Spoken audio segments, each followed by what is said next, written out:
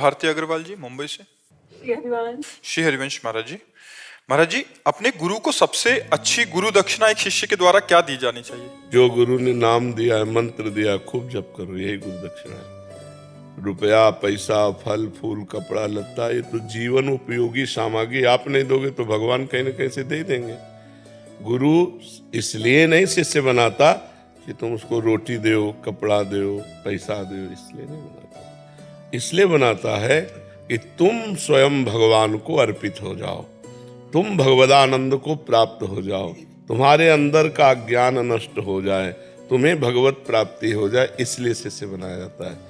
तो गुरु की इच्छा क्या है? आप भगवत प्राप्त हो जाओ। तो भगवत प्राप्त कैसे होगे? जो गुरु जी ने नाम दिया, मंत्र दिया, उपासना दी, वैसे चलो। अगर वैसे ना चलो तो गुरु प्रसन्न नहीं होंगे। अगर असली बात है तो वो सब मायाकृत वस्तुओं से गुरु प्रसन्न नहीं होते।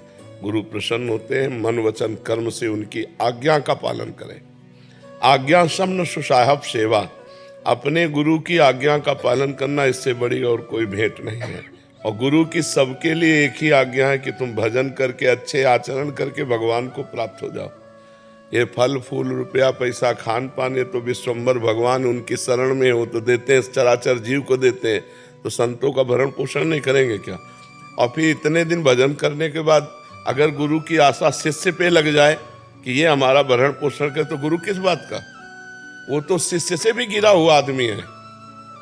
मान लो शिष्य तो अपने को संसारी मानकर तुम्हारी शरण में आया और तुम शिष्य से अपना आशा रखते हो, तो तुम तो शिष्य से भी ज्यादा गिरे हो।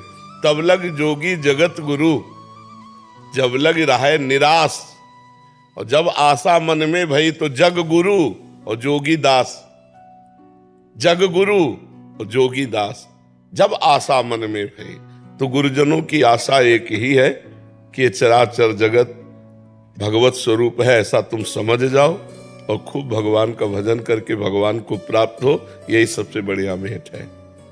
अगर सांसारिक भेंटे की बात कही जाए तो वो गुरु को नहीं चाहिए। अगर आपने मान लो कोई वस्तु दी तो उसकी व्यवस्था है, और जब वस्तु ही नहीं तो व्यवस्था ही नहीं। हर समय भजन में लगे। और रही इस शरीर के पोषण की बात, वो तो भगवान की जिम्मेदारी है। योगक्षेमम भाम्यम, आप सब चले जाओ। देखो किसी से मांगा जाता है क्या? बिना मांगे अन मांगे आगे आवे गो, जीव पल लागे पल को। भगवान दे रहे, किसी से कोई संकेत भी नहीं किया जाता। तो गुरु को आवश्यकता है आपके मन वचन कर्म से आज्ञा पालन की, ना कि रुपया पैसा भेंट सामग्री की। अगर आप अपने गुरुदेव की आज्ञा का पालन करते हैं तो आप सच्ची भेंट दे रहे हैं। और यही भेंट के लिए तो हमारा आपका संबंध होता है कि आप हम एक हो जाएं। हम जहां हैं वहीं आप पहुंच जाओ, ये इसीलिए तो संबंध होता है। ये थोड़ी कि तुम जाओ वहां हम पहुंच जाएं, है? तुम जहां हो वहां हम पहुंच जाए, इसलिए थोड़ी होता है। हम जहां हैं वहां तुम पहुंच जाओ। तो गुरु निष्काम अवस्था की चरम सीमा भगवत स्वरूप में, तो आप भी पहुंचो वहीं भजन करके। यही भेंट है।